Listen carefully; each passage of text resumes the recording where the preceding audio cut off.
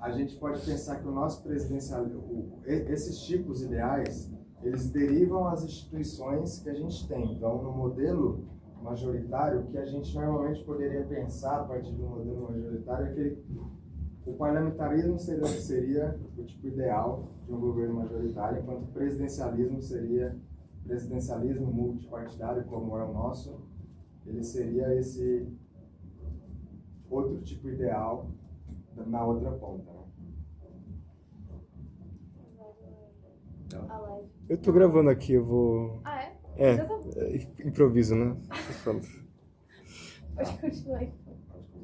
Aí, Pra passar aqui é aqui. Ah. Ih, gente, desculpa aí. Tá. Então, basicamente tem isso. Aí ele chega numa discussão que é tipo saber quem que tem a predominância, o executivo ou o legislativo. Em governos majoritários, quem tem a predominância é o executivo.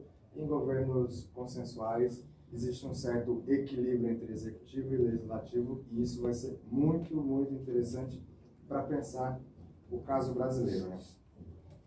Então, no Lippert ainda, é isso. Você tem um modelo dedutivo, você tem os tipos ideais, e ele olha o mundo para saber como que varia nas democracias, né? Porque aqui, enfim, a gente precisa operacionar a democracia e vocês sabem que a forma de operacionalizar, vocês viram lá com o DAO. Mas, enfim,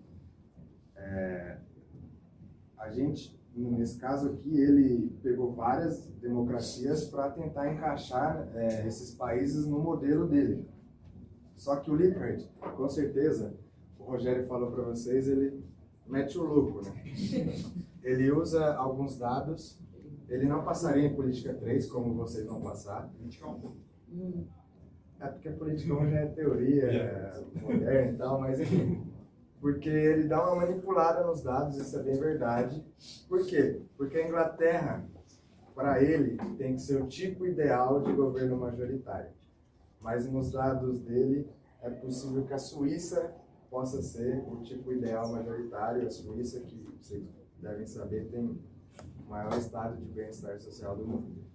Enquanto, por outro lado, sei lá, o Brasil poderia ser um exemplo desse polo consensual que combina diferentes elementos, porque, enfim, como eu disse, você tem que pensar o modelo consensual ali para derivar suas instituições.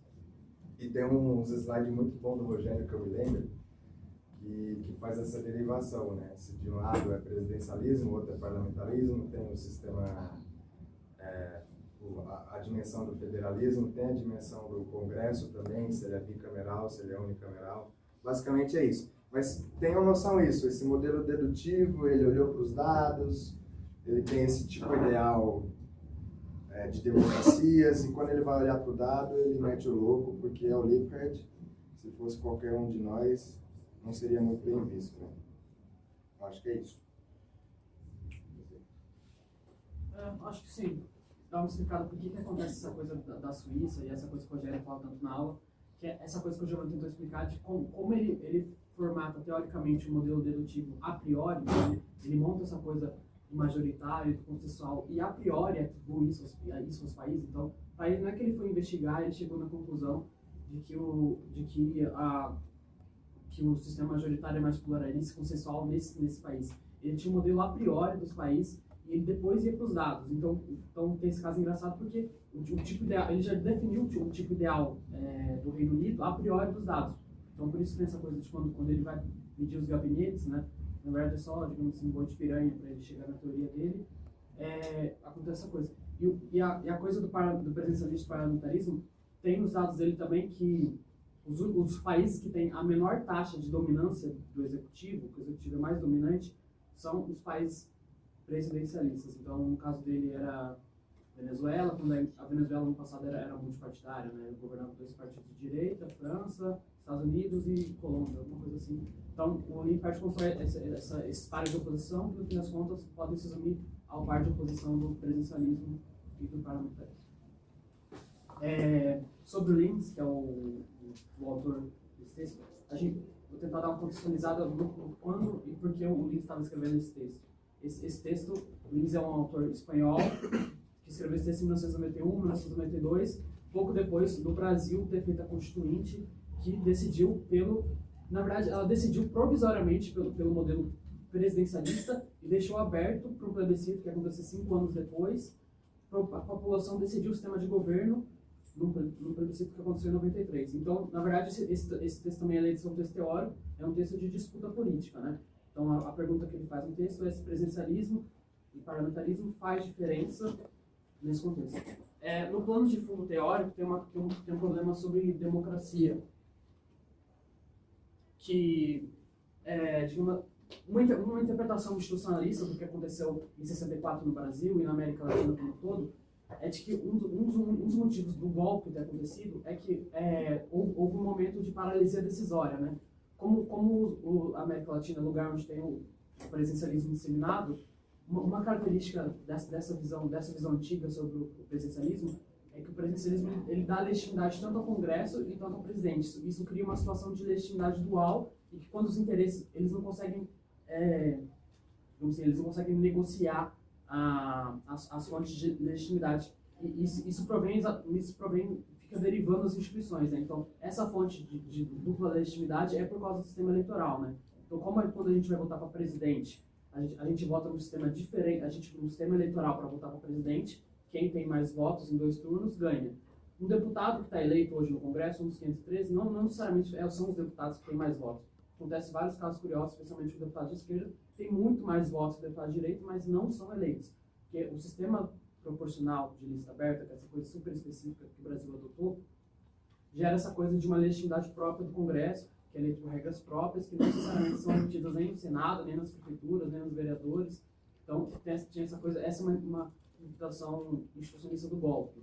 Isso pelo menos para o Williams parece um pouco mais generalizado. Então, ele fala assim, tá, de todos os países que tiveram, o que a gente vê em comum de todas as democracias que eram presidencialistas no século XX é que a maioria virou ditadura.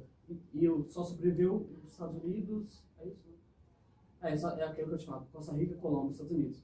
Que são os casos de exceção, né? Que são os casos de exceção, inclusive, do Lippert. Então, esses autores têm uma visão pessimista do presidencialismo, que, na verdade, é um problema da ordem democrática. Né? Volta os dedos.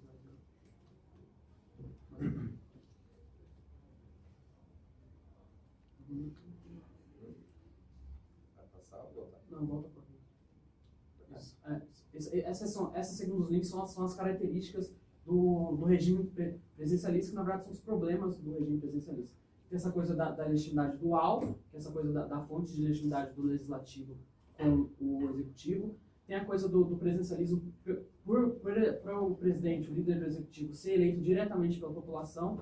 Ele é um cara personalista, um cara que tem que conquistar a maioria, não necessariamente ele é um político de carreira. Então, normalmente, essa tipo de literatura tem uma visão pessimista que acha que as eleições majoritárias tendem à ascensão de políticos personalistas. Esse caso é um termo mais contemporâneo, mas essa coisa do outsider, né, que é o cara que vem de fora da política. Tem essa coisa da lógica, no presidencialismo, tem essa coisa da lógica da soma zero, né? Porque o presidencialismo, no parlamentarismo, contextualizando, né? O chefe do executivo, primeiro-ministro, chanceler, ele é eleito pelo legislativo, que por sua vez é eleito pela população. Então, digamos assim, a população elege indiretamente o chefe de executivo. Isso quer dizer que quando você vota no seu parlamento, mesmo um pequeno parlamentar de esquerda do Partido Verde da Alemanha tem uma certa influência na França, na Alemanha, na eleição do premier. Enquanto no Brasil, quando você vota no candidato a presidente que perde a eleição, é um jogo de soma zero. O seu candidato perdeu e o candidato que ganhou por um sistema eleitoral de maioria de 2 turnos, é essa coisa do jogo da soma zero, né? E o parlamentarismo ele tem mecanismos também de controle do primeiro-ministro que são internos ao jogo político, né? Então, os mesmos parlamentares que no começo da legislatura formam o governo e elegem o premier, eles podem dar um voto de desconfiança no premier. Isso quer dizer, digamos assim, é como se eles desfizessem aquele governo, mas sem desfazer, como se eles desfizessem o líder do executivo, mas sem desfazer o governo. No presidencialismo tem essa coisa do mandato fixo, né? Então, o Lula, o Bolsonaro, quando eles são eleitos em 2018, 2022, eles são eleitos para exercer um mandato de 4 anos independentemente do que aconteça, a não ser que eles cometam crimes previstos em Código Civil, eles podem estar sujeitos ao impeachment, né? Mas que é uma relação muito diferente, né? E quando você faz o impeachment, entra nessa coisa da soma zero, né? Porque, na verdade, o impeachment ele não solve o governo, né? Porque quem assume, na verdade, é um escolhido do eleito, né? Que é o vice-presidente. Então, tem essa coisa, o mandato fixo, ele geraria essa coisa do presidencialismo sempre estar na beira de uma crise, né? Ele não conseguir lidar bem com os momentos de crise, né? Então, por exemplo, a gente poderia imaginar, concordando com o Lins, sendo um pouco mais bonzinho com ele, de que se a gente tivesse um presidencialismo em 2015, 2016, o Congresso conseguiria dar um voto de desconfiança na Dilma, com que ela saísse do governo, com que ela saísse do cargo, mas o governo não fosse destituído, né? Tem essa coisa dessa visão pessimista em relação à crise democrática que se avizinha ao presidencialismo. Mas, em resumo, eu gostaria de que vocês ficassem na cabeça é que o que o Lins tem é uma visão que depois é muito criticada e o Ricardo vai mostrar sobre o presidencialismo de coalizão, mas é uma visão pessimista de que ter esse tipo de instituição como o presidencialismo vai levar à paralisia decisória e que a paralisia decisória levará a uma crise institucional. Foi o que aconteceu. É por isso que os próximos textos eles procuram demonstrar quais foram as mudanças nas instituições, nas regras, que possam mudar o comportamento dos atores. E, portanto, não ter essa paralisia decisória. Não sei se o Rogério chegou a falar para vocês, mas ele foi um assíduo apoiador do parlamentarismo no Brasil. Um dos sonhos dele é aposentar na Inglaterra para estudar o parlamentarismo lá. Curiosidades. Mas isso só para dizer isso, que é uma visão pessimista, tá? Todo mundo tinha uma visão pessimista sobre as instituições brasileiras, todo mundo achava que a gente é fracassado e tudo mais, enfim, e que vai dar tudo errado, e no fim você tem esse tipo de teoria para se apoiar e olhar o mundo empírico. É basicamente esse o processo. Vocês estão no segundo ano, é importante já introduzir isso. Aí, retomando a coisa do contexto, essa preocupação exagerada dessa escola toda de autores que o Lins faz parte, né? Tem o Lamounier, tem o Maynard, tem vários autores que têm exatamente esse tipo de argumento, é porque em 88 o Brasil fez uma combinação que é basicamente única no mundo. Ele combinou um tipo de governo presidencialista com eleições que para presidente são majoritárias, mas para deputados são proporcionais. E essa combinação especialmente gera quando a Júlia estava falando no começo sobre o sistema partidário brasileiro tendo a presidência PT e PSDB, no fim das contas o que ela está falando é do efeito do tipo da eleição, né? Quando a eleição é majoritária, ela constringe o eleitor a que vote sempre que os candidatos estão na frente, né? O mecanismo psicológico do voto. E no Congresso a gente tem essa coisa do multipartidarismo ao mesmo tempo que tem o bipartidarismo, né? Então esse arranjo único do Brasil que causava essa preocupação desses autores.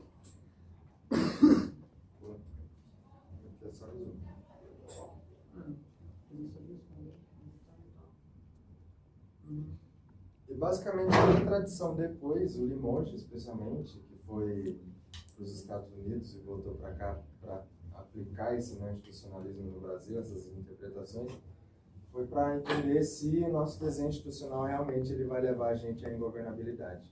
Porque se a gente tem a mesma instituição de antes da ditadura, é lógico deduzir que a gente vai ter uma ditadura em algum curto período de tempo novamente. Então, todos os estudos que vieram depois foi tentando responder esse tipo de pergunta. Né? Exato. Basicamente, o Limões de Figueiredo, né, então, dando uma contextualizada, né, o Lins, ele já é um autor institucionalista, né, então ele está tentando ver os efeitos das regras e das instituições na política, né, nessa visão teórica institucionalista que considera que a política não é um fenômeno da economia, nem da sociedade, que ela tem um potencial explicativo, uma agência explicativa, uma autonomia explicativa própria, mas ele não exatamente faz parte da mesma escola que o Limoges, né, que eu vou tentar apresentar agora, inclusive tentar fazer pares de oposição em relação ao Limoges de Figueiredo e o Lins. Tá. É importante frisar Figueiredo, tá? Importante. nome do homem, né? Então, contextualizando, né, a Argentina Figueiredo, uma professora da Unicamp, depois foi para o Rio de Janeiro, o Limonge, professora aqui da USP, aposentado. Então, o que eu tinha falado sobre a Constituição brasileira ter construído, ter se baseado numa série de instituições que causavam uma visão pessimista por remontar as mesmas instituições da República de 45 e 64, mas e daí? Mas por que a gente está completando 40 anos de democracia? Por que os presidentes conseguem governar? Por que eles montam coalizões? Por que o Lula consegue criar políticas sociais? Por que o SUS foi criado? Por que o Fundeb foi criado? Por que o Bolsa Família foi criado? Por que o governo consegue impor uma agenda própria, sendo que o presidencialismo era o regime da ingovernabilidade, que tinha uma vida curta, que teoria tenderia a acabar rápido? Então, basicamente, o Limonge disse assim, tá, dito que o arranjo é único, que ele remonta ao período anterior, por que ele funciona? Né? Então, na verdade, eles vão mudar o modelo teórico com base em evidências, novas evidências, para tentar dar novas explicações. Né? Então, o que aconteceu é que muita dessa ciência política, apesar do estar na tradição institucionalista, ele ainda tinha um viés saístico no sentido de tentar dar explicações macro, explicações dedutivas a partir de modelos. Então, não tinha muita coisa do trabalho de campo, trabalho com dados. Então, Argelina e Limonge são os primeiros, não são os primeiros, mas estão numa escola de primeiros autores muitos que foram presencialmente ao Congresso, que fizeram um banco de dados. Então, tem histórias por aí de que o Limonge de Brasília e montar o painel dos votos de cada sessão, para montar modelos baseados em dados. Então, o principal argumento que eles têm nesse texto é que, apesar da institucionalização do presidencialismo multipartidário no Brasil, não há ingovernabilidade, porque a antiga literatura subestimou duas variáveis da Constituição de 88. Então, é meio como se eles fossem assim, tá, Constituição manteve o multipartidarismo, manteve o presidencialismo, manteve a lista aberta, mas as análises não consideravam os aspectos micro da Constituição. O que a Constituição de 88 fez de diferente do que tinha nas regras da República Populista ou República de 45? Ela deu o poder de agenda ao Executivo e organizou o processo legislativo em torno dos líderes partidários, de modo que ela montou um arranjo em que o presidente consegue formar maiorias de governo. Então, o PT, o PSDB, o partido do Collor, muito menos, nem o MDB na época do Itamar, nenhum dos partidos que elegeram o presidente no Brasil tinha maioria no Congresso. Nenhum deles, até hoje, nenhum partido teve maioria no Congresso. Mas todos eles governam e aprovam legislações próprias, porque eles formam coalizões de governo. Mas é isso, é olhar para essas duas dimensões que não estavam sendo olhadas por essas interpretações dedutivas, que basicamente é isso, sabe? O que tinha na Constituição antiga e o que tem na atual Constituição. Essa regra muda, porque vai ter um efeito sobre o comportamento dos atores dentro da Câmara.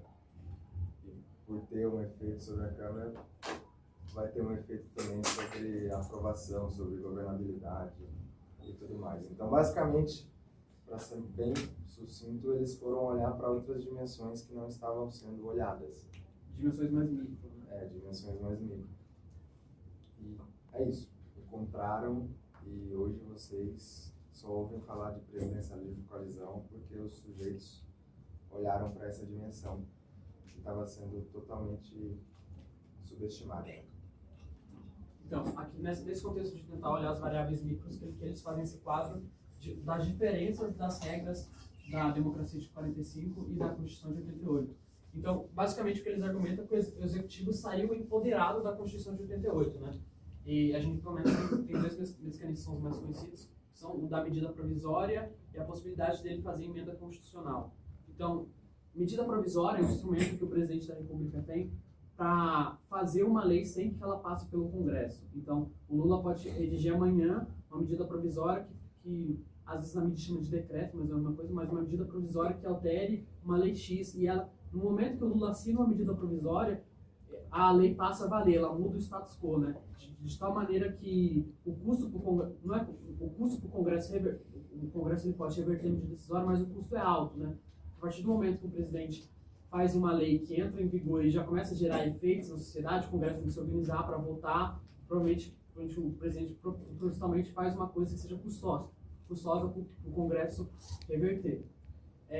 A possibilidade de emendamento constitucional é muito importante, porque basicamente tirou a exclusividade do Congresso de, digamos assim, legislar sobre as pautas constitucionais, né? Então a gente está vivendo agora um momento que, por exemplo, agora tem uma PEC que foi aprovada no Congresso sobre o fim da escala 6x1, que altera um regimento sobre escala de trabalho que está na Constituição de 88.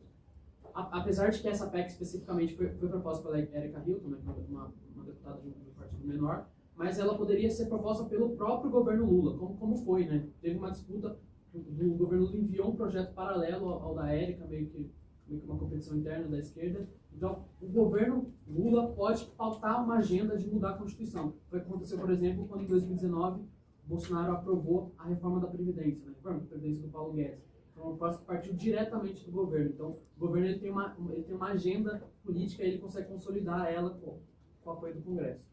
Então, tem essas outras coisas menores, né? Uma exclusividade do Executivo que ele não tinha antes, que ele pode impor restrição orçamentária ao Congresso, né? Que o orçamento do Brasil é votado anualmente no Congresso, mas o Executivo o Congresso aprovou um orçamento tal que vai dar X milhões para uma cidadezinha do interior do estado Y que mora o deputado. O presidente pode impor restrição nesse tipo de emenda orçamentária. E tem a coisa da agenda, que é importante também. Porque o presidente, por exemplo, tem centenas de projetos de lei que estão, digamos assim, parados ou andando lentamente no Congresso. O presidente do Brasil ele tem poder de agenda que ele consegue pedir a urgência dos próprios projetos. Por que o Bolsonaro conseguiu formular e aprovar no mesmo ano, em poucos meses, em 2019, uma reforma que mudou toda a Previdência Social do Brasil? Porque ele pediu urgência ao próprio projeto de lei. Então, no Brasil, o argumento básico do Limões da Figueiredo é que o Executivo no Brasil, ele é o grande legislador, no fim das contas. Ele consegue mudar a Constituição, ele consegue fazer lei sem passar pelo Congresso, e quando passa pelo Congresso, ele ainda pode pedir para acelerar a lei. Acho que são esses mecanismos que fazem. Então, e tem essa coisa de uma orientação mais empírica dos trabalhos dele, né? Acho que eu pode passar por todos os slides que eu mostrar. Basicamente, assim, mas para não ficar se estendendo muito, né, o tempo está curto, esses detalhes, assim, do que mudou e não mudou, vocês podem se adentrar um pouco no texto, mas basicamente é entender esse diagnóstico pessimista e essa passagem para o mundo empírico para olhar as diferenças nas regras do jogo e entender que essas regras do jogo têm efeitos diferentes e por isso que há governabilidade, os partidos são organizados e nem tudo vai acabar, nem tudo é desastre, não vai existir uma ditadura por conta do efeito da instituição, entendeu? Quer falar mais coisa? Essa é uma figura que meio que eu peguei expressada do slide do Rogério, do Vice Política 3, que é meio que o que cada um ganha nesse jogo de executivo e legislativo de montar coalizões, né? Então, mas por que exatamente que um parlamentar gostaria de participar de uma coalizão do governo Lula, mesmo sendo de direita, mesmo não sendo, mesmo fazendo parte de um partido que na eleição ele falou ser contra o Lula, mas por que ele participa da coalizão no momento? Porque o executivo controla os recursos e a distribuição de ministério, né? Então, uma das variáveis que essa literatura leva a sério é que o governo forma coalizões por distribuição de ministérios, né? Por exemplo, o governo Lula, os ministérios do PT não estão só com o PT ou com o PSOL, né? Estão com o MDB, estão com o União Brasil. Então, por exemplo, no limite tem gente do governo Tarcísio, próximo ao Tarcísio, que tem cargo de ministério, controla o orçamento, controla as políticas públicas do governo Lula, né? Então tem esse jogo de formar coalizão. O poder de agenda, eu falei, ministérios, apoio, a coisa do colégio de líderes, né? Tem uma coisa também, com uma característica mais micro que eles analisam, é que é como se existisse no Congresso Nacional parlamentares que são mais influentes que outros, né? Então, cada partido, PT, PSOL, MDB, União Brasil, tem um líder partidário. E ele dá a indicação do voto, né? Então, por exemplo, se vocês forem pegar no YouTube a votação da PEC da escala 6x1, você vai ver que não foi 503 deputados votando. Nicolas Ferreira, por exemplo, que eu sei que é um dos líderes partidários do PSOL, ele indicou o voto... Nicolas... Dos velhos. conservadora, porque a oposição sindical voltante, né? Mas enfim, o líder, ele dá uma indicação de voto. Sim. Aí muitas vezes esse voto é escondido. Aí o Nicolas, com certeza, ele votou a favor. Eu não sei no caso da votação da 6x1 na companhia, a votação em si, mas é esse tipo de coisa. O líder indica e os parlamentares têm que seguir, porque o líder também tem algum poder dentro do partido e dentro do partido no interior do Congresso. E dentro da coalizão, né? Porque esses líderes negociam com o governo. Então, sempre que vai ter uma votação importante, representantes do PT, do governo Lula, vão negociar com os líderes partidários do União, do PL, para eles indicarem votos favoráveis, né? De modo, mas tá bom, eu sou um deputado baixo clero, fui eleito lá em Minas Gerais, onde eu nasci, com 10 mil votos, com uma sorte, coeficiente eleitoral, por que eu vou obedecer a orientação do Nicolas Ferreira? Porque o Brasil, o parlamentar no Brasil, ele é dependente dos recursos do partido, né? Então o partido tem o fundo eleitoral, o fundo partidário, e os deputados pequenos, eles têm o dinheiro que eles têm, o controle de políticas que eles têm, dependem dele obedecer os líderes partidários do próprio partido. Por isso que constrói essa coisa de meio que parece uma teia de aranha, né? As coisas ficam interdependentes. Dá uma passada. Bom, aqui é só evidência. Isso aí que eu estava falando, isso aqui é o índice de disciplina partidária dos deputados no Brasil, né? Então, se o Brasil manteve as mesmas instituições de 45, por que a gente não tem os mesmos resultados, né? Segundo o argumento deles, é porque tem essa coisa micro, né? Então, aqui, por exemplo, no governo, sei lá, no governo Vargas, né? A disciplina partidária da UDN, né? O tanto que os deputados votavam junto, era 40%. Aí, se você pegar o PSDB, o PDT do governo FHC votava 90% junto, PSDB 94%, PT 99%. Isso quer dizer que os deputados do PT votam iguais em 99% das votações do governo Fernando Henrique Cardoso. Eles são disciplinados. Mais evidência. Vai dar para passar o slide para eles? Sim. Tem aquele link do Canva, dá pra passar também, né? Tá, tem um monte de número que provam o que eu falei. Bom, é isso. Aqui é só uma coisinha do Romário, só para dizer que assim, todo mundo pode achar que por termos lista aberta a gente influencia o personalismo, mas o Romário ou o Tiririca, que são palhaços fora do Congresso, lá dentro eles são só deputados comuns, eles obedecem os líderes partidários. E, por sua vez, obedece a e o Romário, por exemplo, ele sempre tende ao eleitor pobre, né? Então, quando pressiona ele um pouquinho, ele vai votar a favor de políticas públicas para os pobres, basicamente. É isso? Valeu, gente. Valeu. É um texto no qual ele vai falar, enfim, basicamente de tudo que a gente viveu desde 2012 até agora. Então, primeiro ele fala do julgamento do Mensalão, que eu acho que isso está um pouco mais distante na memória, mas depois teve Lava Jato, teve impeachment da Dilma, antes ainda teve as jornadas de junho, né, os protestos de rua, que eram só pelos 20 centavos, no fim das contas não era. Depois teve a eleição do Bolsonaro, teve o 8 de janeiro, né, enfim, todos os ataques antidemocráticos do Bolsonaro que culminaram no 8 de janeiro. Então, esse período todo colocou as instituições sob prova, né? As instituições tiveram que ter muita resiliência para atravessar esse período. Então, esse texto é um balanço, enfim, de tudo isso que aconteceu. E ele se pergunta como e por que mudaram as instituições, né? Como elas reagiram a esse desafio que foi enfrentar todas essas atribulações no período. E aí, uma das conclusões assim que a gente pode já tirar mais apressadas é que o Congresso e o Supremo ganharam força e o presidente perdeu força, né? Nessa história do presidencialismo de coalizão, basicamente... Eita, ficou zoado ali. Nessa história do presidencialismo de coalizão, esse sistema começou a entrar em crise porque o presidente não conseguia mais fazer a coalizão, né? Primeiro, a gente teve o caso da Dilma, que não conseguiu conversar com o Congresso e tal, né? Acabou sofrendo o processo de impeachment. Depois a gente teve o caso do Bolsonaro, que nem quis tentar conversar com o Congresso, só falou aí, governe, mandem ver. E o importante notar desse texto aqui, do ponto de vista teórico, é que essas descobertas todas que eles fizeram, enfim, essa descrição toda que eles fazem desse período no Brasil, vai levar à seguinte conclusão.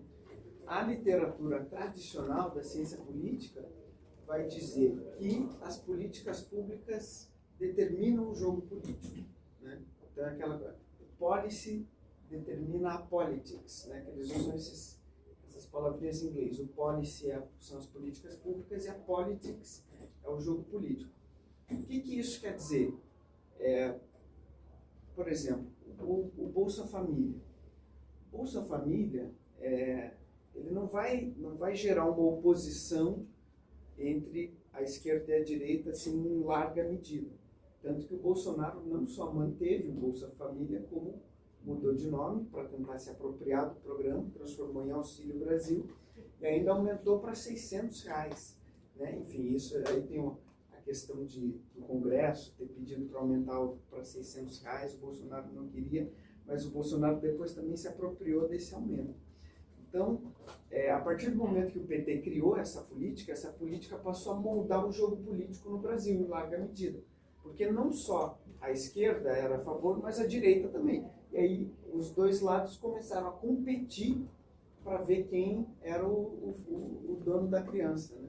Quando o filho é bonito, todo mundo quer embalar. E nesse texto, o Rogério e os colegas dele vão chegar à conclusão de que, na verdade, não tem uma sobredeterminação das políticas públicas sobre o jogo político. Na verdade, as duas se influenciam mutuamente. E ainda tem a polity, que são as instituições, né, que é um terceiro elemento. E as instituições também estão nessa determinação mútua, quer dizer, está todo mundo ali se influenciando. E aí a gente vai olhar um pouquinho melhor para o texto para ver como é que isso acontece. Então, para começar, justamente ele fala desses 3 pilares, né, que é o sistema de governo presidencialista, o judiciário e o federalismo. A gente vai... Opa, eu passei o slide só no computador errado. A gente vai começar falando do presidencialismo. Então, o que aconteceu no presidencialismo brasileiro nesse período? Primeiro, a começar com a Dilma, né, que ela não conseguiu dialogar com os deputados.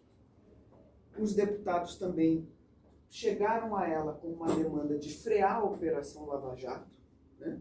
A Operação Lava Jato perseguiu o sistema político como um todo, né? Perseguiu criminalmente, né? Não perseguiu na acepção comum da palavra, mas a Lava Jato, enfim, claro, ficou mais marcada pela prisão do Lula e tal, mas eles empreenderam várias ações contra os políticos do MDB, contra políticos do Partido Progressista, contra políticos do Partido Liberal, que antigamente se chamava Partido Republicano. E aí o Congresso chegou para Dilma e falou: Dilma, você é a dona aí da Polícia Federal, a Polícia Federal está submetida ao teu Ministério da Justiça, vamos acabar com isso. Chega lá e demite o delegado da Polícia Federal, vamos fechar acabar com essa operação, e aí todo mundo fica de boa, tanto vocês aí do PT quanto nós do Centrão. A Dilma falou não. Nisso que a Dilma falou não, ela sofreu o impeachment, porque essas forças políticas, elas precisavam de qualquer maneira parar a Lava Jato, e elas conseguiram depois com o Temer e com o Bolsonaro, ainda que houve uma certa extensão da operação ali com o Rodrigo Janot, que era o Procurador-Geral da República nomeado pela Dilma. Esse eles não conseguiram trocar, e aí ele ainda ajudou na persecução penal de alguns políticos. Fato é que esse movimento para a classe política se salvar da Lava Jato fez com que eles formassem no Congresso Nacional uma maioria autônoma. Então, quer dizer, não é mais o presidente que forma a coalizão, não é mais o presidente que pauta a agenda legislativa, são os próprios deputados. Eles formam uma coalizão deles mesmos e eles passam as agendas que lhes interessam. Tanto que nós tivemos, nesse período, várias reformas tenebrosas, pelo menos na minha opinião, tenebrosas para o futuro do Brasil, para o presente e para o futuro, né? Nós tivemos a aprovação do teto de gastos, que foi por emenda constitucional. Nós tivemos a reforma da Previdência, que também foi por emenda constitucional. Enfim, daí, no caso, o Rogério cita, o Rogério e os outros autores, né, que esse texto tem 3 autores, cita exemplos que a gente pode considerar positivos também, que eles aprovam um orçamento de guerra para a pandemia. Na verdade, esse exemplo, ele é negativo, ele é positivo, mas ele é negativo, porque ele permitiu ao Bolsonaro fazer toda aquela compra de votos, aquela tentativa de compra de votos para se reeleger, por fora do teto de gastos. Né? Mas, enfim, pelo menos isso beneficiou as pessoas com o auxílio emergencial e tal. Fato é que todas essas medidas passaram ao largo do presidente, porque elas foram medidas promulgadas por emenda constitucional. A emenda constitucional o presidente não precisa aprovar. A emenda constitucional é só do Senado e da Câmara dos Deputados, né? E, é claro, algumas dessas medidas os presidentes até deram apoio ali, mas, por exemplo, a reforma da Previdência, se alguém aqui lembrar dessa época, foi uma reforma aprovada totalmente pelo Congresso. O Bolsonaro apoiou e tal, tentou tentou ganhar um capital ali junto com a burguesia, falando, não, pô, eu ajudei aqui na reforma da Previdência, mas essa reforma da Previdência foi totalmente do Congresso, foi a cara do Congresso, né? E ela se deu graças a essa auto-organização do Congresso, das forças que estavam lá dentro. Eles puderam simplesmente formar uma coalizão própria e não estavam nem aí para o presidente, né? E aí, outra coisa que eles conseguiram nesse período, que aqui a gente já começa a ver esse jogo que os autores fazem entre a politics, né, que é o jogo político, a polity, que são as instituições, e a policy, que são as políticas públicas. Um dos exemplos desse jogo são as emendas parlamentares. Então, quer dizer, a partir do momento que o presidente da República, primeiro com a Dilma, não soube mais dialogar com o Congresso, e depois com o Bolsonaro, nem tentou dialogar com o Congresso, isso é parte do jogo político. Então, isso abriu mão para o Congresso fazer mudanças institucionais que o beneficiassem. Isso permitiu que o Congresso ampliasse o seu poder não só no jogo político. Então, não só eles conseguiram passar o carro em cima da Dilma e depois passar o carro em cima do Bolsonaro, como eles botaram isso em lei. São as emendas parlamentares. As emendas parlamentares, basicamente, são um sequestro do orçamento para as mãos dos deputados e dos senadores, né? Então, a princípio, o orçamento, quem o define é o presidente da República, né? Ele tem ali uma grande ascendência sobre o orçamento, ele que define onde é que a gente vai gastar, né, o nosso dinheiro em quê. Mas daí o Congresso foi lá e criou esse mecanismo das emendas. Esse mecanismo já existia, na verdade, o Congresso foi lá e hiperdesenvolveu esse mecanismo das emendas para poder controlar o orçamento. E aí eles até dão um exemplo de quantos por cento algumas das modalidades, que são várias modalidades de emendas. Teve a modalidade das emendas de relatoria, que aumentou em 351%. Nesse período. Teve a criação também das emendas PIX, essa foi uma inovação desse período. A emenda PIX, né, que é o tal do orçamento secreto, é uma emenda que você pode mandar para o seu município, para o seu curral eleitoral, e você simplesmente não precisa dizer em que você gastou o dinheiro, nem para quem você mandou esse dinheiro, enfim. Por isso que ficou conhecido como orçamento secreto. E aí, outros autores, né, mas os nossos aqui usaram no texto, criaram esse conceito de governo congressual, para dizer o seguinte, porque isso é uma discussão na literatura, dizendo que o Congresso só assumiu a prevalência do governo no governo Bolsonaro. Então, quer dizer, o Bolsonaro abriu mão de governar, então o Congresso, naquele período, transformou o Brasil numa espécie de parlamentarismo. O Rogério e os colegas dele vão dizer que não.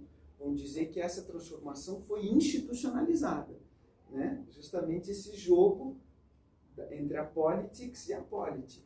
A partir do momento que a politics deu uma oportunidade para o Congresso, né? Que o jogo político deu uma oportunidade para o Congresso foi lá e institucionalizou esse poder a mais que ele conquistou. E aí, outra mudança importante que se verificou nesse período foi a cartelização partidária. Esse assunto está em vários textos que vocês vão ler para a prova, ou já leram para a prova, mas ele não é, o texto que fala especificamente sobre isso não está na disciplina. Mas o que é a cartelização partidária? É quando os partidos que já estão no poder, eles fortalecem os mecanismos para eles continuarem sendo reeleitos e não deixarem novos partidos entrarem. É que nem aquele forrozinho, quem está fora quer entrar e quem está dentro não sai, né? Porque eles criam o financiamento público de campanha e eles distribuem o financiamento público de campanha da seguinte maneira: 98% para quem já está no Congresso Nacional, 2% para quem está fora. Então, o PT, que é o partido, individualmente, o segundo partido com mais deputados, recebe bilhões do fundo partidário, do fundo eleitoral, perdão, aqui existe o fundo partidário também. Ele recebe bilhões do fundo eleitoral, o PL também. Agora, se você for pegar um partido como o PCB, o Partido Comunista Brasileiro, que não tem representação no Congresso, eles recebem 30 mil, 40 mil reais. Então, uma desigualdade brutal entre os partidos, e é esse processo que a gente chama de cartelização partidária, né? Os partidos que já estão no poder, eles formam um cartel para que eles continuem para sempre lá, para que eles não deixem os novos partidos entrarem. Tem uma coisa também, tem uma mudança de regra eleitoral, né? Que agora, para você, tem essa coisa da coligação, né? Então, os partidos menores, como eles não têm dinheiro, como você está falando, eles se ligam aos partidos grandes, né? Então, tem a coligação lá do PT, agora o pessoal também está numa coligação, né? Então, para ter acesso a esses partidos. Bem lembrado, isso na verdade é a federação, porque a coligação foi outra mudança eleitoral que prejudicou esses partidos pequenos. Como é que funcionavam as coligações? Você poderia pontualmente, num estado ou numa cidade em particular, colocar um candidato do teu partido numa chapa inteiramente formada pelo outro.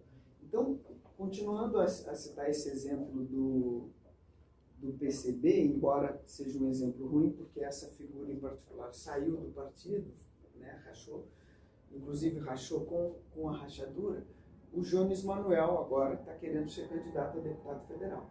Antigamente, quando existiam as coligações, ele não precisava entrar no PSOL, como ele entrou agora, e se candidatar pelo PSOL. Ele poderia se candidatar pelo PCB numa coligação com o PSOL. Então, seria formada lá a chapa com 30 deputados, 29 do PSOL e o Jones Manuel. E aí ele poderia se eleger sem sair do partido. Agora, isso não existe mais. Agora existem as federações. Os partidos precisam criar um laço perene em todos os estados, em todas as cidades. Então, por exemplo, o Jones Manuel é de Pernambuco. Eles poderiam fazer essa coligação só para Pernambuco. Agora eles precisam se federar no Brasil inteiro e por 4 anos. Isso vale tanto para as eleições congressuais quanto para as eleições municipais. O que eu percebi nas primeiras eleições do Lula, se coligou justamente a coligação que o PT ganhou. Né? Sim, mas daí já era a coligação na presidência, né? Porque essas coligações ainda são permitidas para chapas majoritárias. Mas antigamente existiam também as coligações para as chapas proporcionais, né, que são os deputados, vereadores, enfim. E aí, essa mudança que o nosso amigo Ricardo bem lembrou, é outro mecanismo que fortalece a cartelização. Agora a gente entra no sistema de justiça.